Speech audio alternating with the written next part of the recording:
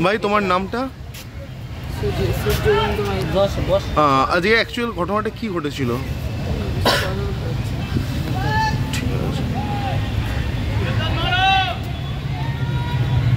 আজকে তালতলা মাঠে পঞ্চম ডিভিশন কলকাতা লিগের এর খেলা ছিল তারার সঙ্গে ন্যাশনালিটি। সেখানে একজন ফুটবলার গুরুতরভাবে আহত হন।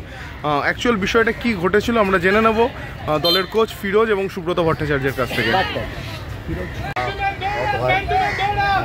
সেখান থেকে আমাদের ট্রিটমেন্ট খুব ভালো হয়, সময় সময় আমরা অ্যাম্বুলেন্স পেয়ে যাই, বাট তারপরে আমরা দেখতে পাচ্ছি সুস্থ হবে, দেখতে পাচ্ছি খুব ভালো সুস্থ দেখছি না। তবে আমরা এখান থেকে মাঠ থেকে আমরা মেডিকেল ব্যবস্থা পেয়ে গেছি, যতটুকু হেল্প অনেক হেল্প পেয়েছি আমরা। সঙ্গে সঙ্গে কি পিজিতে নিয়ে যাওয়া হয়েছিল? আসলে পিজিতে সঙ্গে সঙ্গে নিয়ে যাওয়া হয়েছে, পিজি ট্রমাতে নিয়ে যাওয়া হয়েছিল। তা ওখান দিয়ে যতটা দেখা হয়েছে সাময়িক কিছু ওষুধ দিয়ে ওদের অবজারভেশনে রাখতে বলেছে।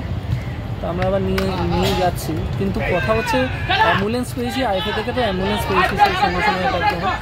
কিন্তু আমাদের ওখানে আইএফএর কোনো লোককে আমরা দেখতে পাই, আমরা যে যাবো আমরা থাকছি, কিন্তু আমরা তো একটা যদি আইএফএর কোনো লোক যদি আমাদের সঙ্গে থাকতো তাহলে আমরা একটু মনোবল পেতাম বা গাইডেন্স। আপনারা কি আইএফএর শীর্ষকর্তাদের সাথে যোগাযোগ করেছিলেন? এই মুহূর্তে তখন যে মুহূর্ত ছিল সেই মুহূর্তে যোগাযোগ করে আমাদের অ্যাম্বুলেন্সের গাইড ছিল, দিনেশ ছিল, দিনেশ আমাদের সাথে গিয়েছিল এবং দিনেশ ছেড়ে দিয়ে যেহেতু মাঠে থাকতে হবে দিনেশ চলে এসেছিল। আমি আর কুনাল ছিলাম আর ফিরোজ মাঠেই ছিল, খেলা দেখছিল।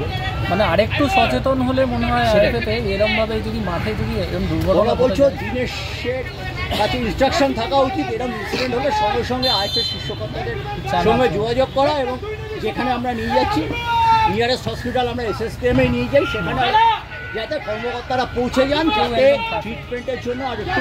তবে আরেকটা কথা, আমি যেহেতু সাথে ছিলাম, দিনেশ ফার্স্টে নিয়ে গিয়েছিলেন নেতাজি ইন্ডোরে, ওখানে